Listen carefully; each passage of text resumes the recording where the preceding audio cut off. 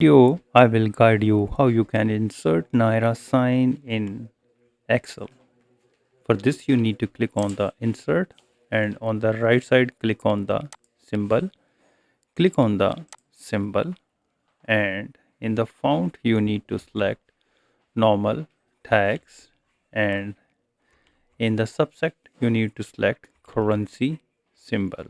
In the character code, you need to type 20A6 and your cursor will be routed to the Naira symbol.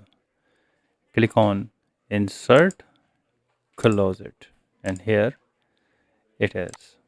In another method, put the equal sign, type uni char function, open the bracket, type 8358, close the bracket, hit enter, and here it is. You can see that Naira sign is inserted in Excel. If you think this video is helpful, please support my channel. Thanks for watching.